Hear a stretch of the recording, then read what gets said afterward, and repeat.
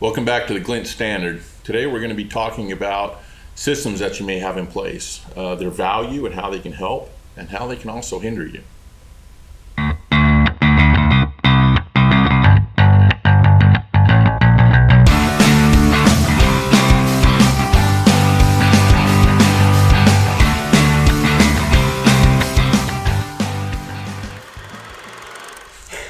So this is a big one for me. It is a big one for you, and that's good though. It is good because I think systems can be fantastic, right? Yeah. Depending what you need. Typically, they're either to help you execute or to keep you organized. Mm-hmm. Those are usually the only reason you have them in place. And it doesn't have to be an electronic system, any system or any process, right? If it's on a whiteboard, you go duh, duh, duh, duh, and follow. That's a system and a process, right? So talk to me a little bit about the value you see in having those in place. Well, I mean, without it, you're not organized, right? Okay. So typically, right? Not many people can go, here's all the ideas, and then like not know how to align that or get other people on board. As an individual or a group of individuals, is it more important if you're by yourself doing something, do you need a process and a plan? Or is it better to keep an entire team and organizational place, and that's why you have a process and a plan? Or is it both? I would say if it's a group, you for sure need a process and a plan. Okay. Right. If it's you as an individual, I mean, that's going to change person to person, right? I still have a set of systems that I follow, but I'm very type A, right? Yeah. So that's just how it is for me. But I know that about myself. I know the systems that I need to go through or the processes I need to go through. And those oftentimes don't change, right? So it's very often that I go, I've found this way. I know this works for me. I know I have a lot of benefits that come out of it when I do it this way. So that's the way I'm going to do it from here on out. But that's also just me as an individual, right? I don't know. I think if you're in a group setting, though, you for sure have to. People work in different ways. People brainstorm different ways. People organize thoughts and ideas and actually put together a plan and a strategy in so many different ways that without it, everybody has their own plan and pathway and nobody's really organized on what they're trying to do. So you feel like they make you a system and a process will make you better? You accomplish one goal much quicker. Okay. I agree with you. I will often say though, you also don't need them at all. It's sometimes you have so many things in place, right? That you're so in depth on making sure everything stays on track that you're not actually getting anything done. Right. And I liken it to, I'll use sales as an example, right? It's one of those things where you want to track your leads, right? You want to find your leads, right? Mm-hmm. Track them, keep touching them, and go down this pathway. It's hugely valuable. And what'll be lost a lot of times are people get so caught up in, I've got to take it down this path. They forget, if you can close it on step one, do it. Yeah. Oh, no, we got to take it down the path. That's what our goal is. Isn't no, taking it down the path is not the goal. And that's where a system can start to hinder you. And that's just one example of a way a system can start to hinder you and change the thinking, and you can lose sight of the goal where you're just going down steps. Oh, yeah. Right? So it's funny you say sales because that was immediately where my thought went to. And I think it's an easy way to think through, right? And I think it's one of the hardest things to do in any industry, and it's a good reason to not succeed maybe sometimes. Well, for me, and the way I was thinking about it was a little bit different, right? In that, I think like a prime example is a CRM system. Hugely valuable. Very valuable if the information inside it is correct and updated, right? That's a good point. And so I feel like a lot of sales managers were often harp on like, well, did you put it in the CRM? Did you put it in the Salesforce or whatever that is? And so they'll be like, well, if it's not in there, how am I supposed to keep up with it? And lose track of the fact that you're talking to not a computer, you're talking to a person, right? And that person knows the win probability based on their gut feeling, and they know where the conversation is, or if they need to follow up on Tuesday. And some of the best salespeople that I know, they have the hardest time updating a CRM system because it's not about that for them. it's about going out, getting business, and closing business. It's a really good point. Yeah. So when I think of when do systems and processes maybe get in the way or hinder actual like production and value and those things, it's updating a CRM system for sure. Yeah, but that goes back to individuals versus groups as well, right? Mm-hmm. Are you working individually? You're working as a group to, well, stay on sale, close business. So at that point, it is important to have notes so that the next person knows what's going on if they're going to take it and run it forward from there, or if it passes off or transitions at some point, then it becomes really valuable. Otherwise, you're right. It's a big old waste of time, and somebody's saying, I want to see it. Where at the end of the day, just go make it happen and get results in the door, right? And okay, I'm good. I don't really care how you do it at this point. And I think that's the thing is you can have systems and processes. We use them to keep our projects organized and to make sure we're hitting deadlines. And are we touching each stage at the right time to get to the end deadline, right?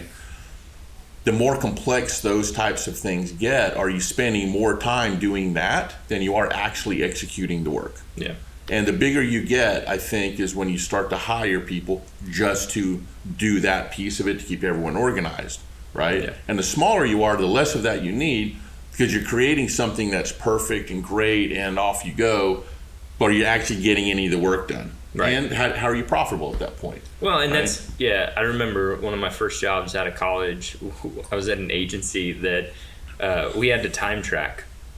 And that's a tough one. I get, I think it's important to do too, but boy, it is a beating to do. Well, I remember I found it hilarious that we actually had to put in time for putting in time. What? Yeah, we would log like half an hour to make sure that our time tracking was organized. Time tracking. Time tracking. That's awesome. So it's like those arbitrary types of things that start to happen as you're trying to build this perfect process. Is it valuable or not, right? Yeah. Are you tracking because you don't believe people are working hard? Right. Or are you doing it to say, are we billing fairly? When we do it, it is truly trying to discover, are we charging enough? Is the value there? Or are we charging too much? Right. Not about, are you showing up at 9 and you're going home at 5 and, you know, did you work a solid 8 hours? Because I promise you didn't. Nobody can. No. It's not possible. You have to have a break. That's pretty funny. So I remember that was hilarious when I first came out of college. But I think that's and we also had a woman in our office who was responsible for organizing systems and processes and procedures, and that was literally her job. And we only had like 8 people. It wasn't like it was some huge, massive agency. That's surprising, but I mean, if you got to have it, I guess you got to have it. They were very particular in making sure that we were doing all those things. And what I found is that her job really revolved around making a perfect system. Right. And I fall into this mentality often, you know this, but I often try to find the same thing. I try to make a perfect system.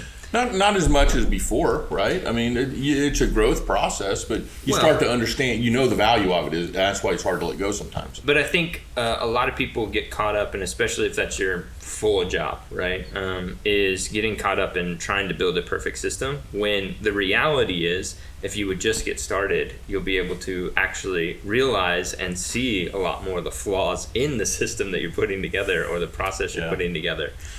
Yeah, I think you also have to have, when you have a role like that, which I think is in a really important role depending on what size you are, you have to know the nuances of every stage.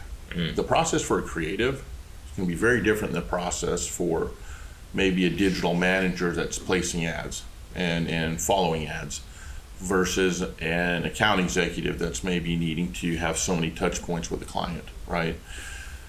A creative, and I know this because that's my background as well, they're terrible at doing things other than just create. You know, if you ask them to organize and when you're done, click this and put the next date on this and move this here, that's not going to happen. Yeah. And to expect it to is you're just going to have a lot of frustrating days. And you're going to be frustrated, and so are they. And now you're spending time being frustrated and arguing about you're not following the process versus that's really great work. Right. Totally lose the purpose of why we're here. Right. But you also have to keep creatives on track for the most part, right? Otherwise, you're off in the weeds spending 8 days on something that you can't afford to spend 8 days on. you got to finish and you got to get there. And that's why it's important to have that. So you have to create, I think, for your team and for individuals a little bit, but the way I think about it, right? Keep it simple. Simple, big milestones, right? Here are the major things that can't move. Here are your big rocks. Right. Whatever you need, if you need 15 things to get there and this person needs one, fine. Put those in to keep yourself on track and just get there. Right. And start to work it for yourself, and you're integrating into the idea of a process, not necessarily check every single box every single time. Yeah. You know? Well, and I know one that we found in just doing our work and starting down those pathways is the less systems and different places that you have in place.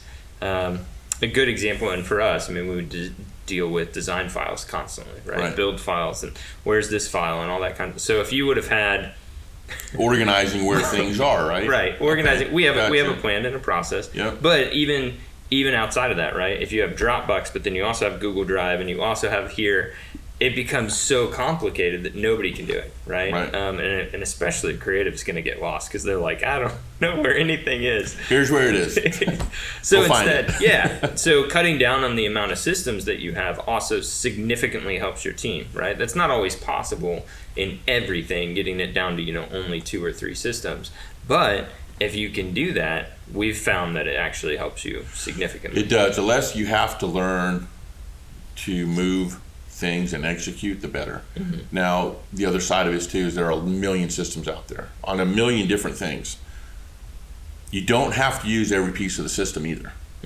The point of having all those in is so that that system is adaptable to lots of different people and companies and types of people and types of companies, right? Doesn't mean we have all these things, you should use it all. You would never get anything done.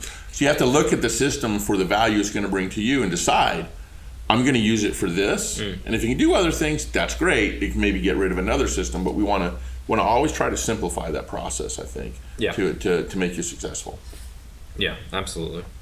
Do you feel like so having those systems in place is pretty important to do?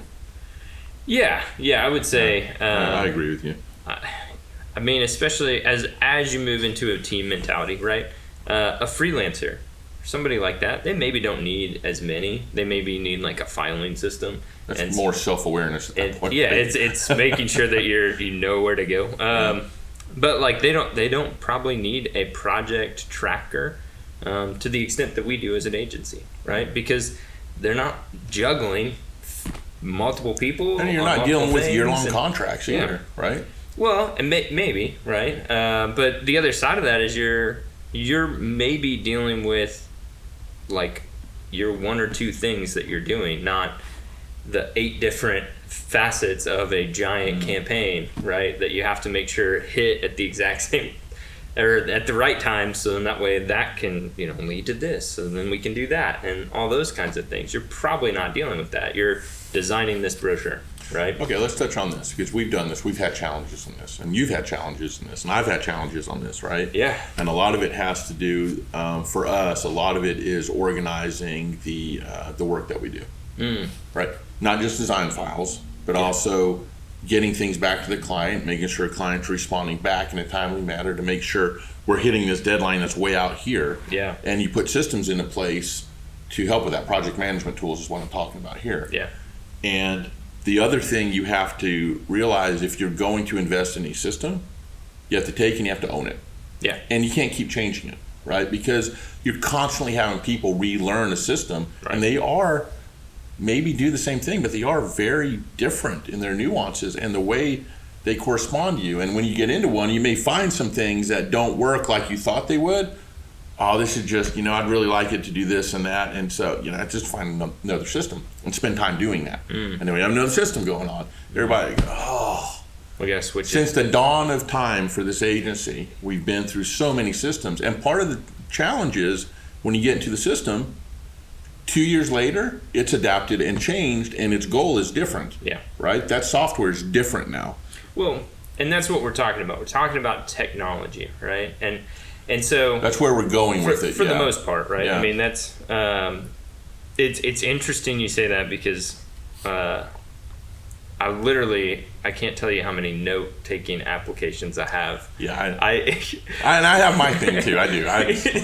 But it's because the new iOS update came out. Oh my gosh! Well, now this one can do this, and I really wanted that feature, so maybe I move. But then as soon as I start doing it, right? But you also have to think about. I mean, there's how many years of note-taking that I had in this other app. You got to do something with it now. And I'm like, so do I keep them both? Do I export it, import it? Do I, all these decisions you have to make. And what I found is that realistically, the time that I'm wasting trying to decide on all that, I could actually just be more beneficial just continuing. Just write it on a piece of paper and put it in a file cabinet. Right? Just do, well, probably not. I'll probably lose that. But just continuing with what I already had, right? Because I'm just wasting time and I'm not being productive. As far as balancing these one little feature that changed. So I think the key to kind of leave this on is one, what I believe it is, right? Keep it simple, and your systems and your processes should make you better as far as helping you deliver the way you need to deliver, or keep you organized in a way that helps you be more efficient. It should be delivering those qualities. And if you find that it's not doing that and you're spending more time on it than the other, you got to get rid of it. Yeah, it's better. You can make things work with no system. I have found the question I ask myself now when I'm contemplating systems or new systems or changing, is the investment worth it, right? And if you think about it as an investment, and maybe helps you rather than going, it's a note-taking app. No, it's an investment into my time, my money, all of those things, right? And is it worth making that switch or not? And it's not just the cost of it, but the time it's going to take you to do it has value as well. That makes sense. Yeah. So I think if you think about it as an investment, and that's the other side, if you think of it like an investment, it's not like people go and buy new houses every year, right? Or every 6 months. They make an investment, right? And so you're sticking with that. And you deal with whatever comes with it. Right. Yeah, I think that's probably the best way to handle that. Makes sense. So, well, we'd love to hear from you guys. What are some of the ideas and thoughts that you guys have? Maybe even some of the struggles you've had with processes. We got a little bit more. I don't think it's unique to us. I really don't. If people are being honest, we're all having challenges with this. Right. So, love to hear how you guys are overcoming those. Maybe from a different industry. That'd be great to hear from as well. Email us, agency@theglintstandard.com. We read all those emails. So if you have a question, there's a really good chance that it'll show up on the podcast. Don't forget to like, subscribe, all that good stuff. Leave a comment below if you do have any questions. We check those as well. So we'll talk to you guys soon.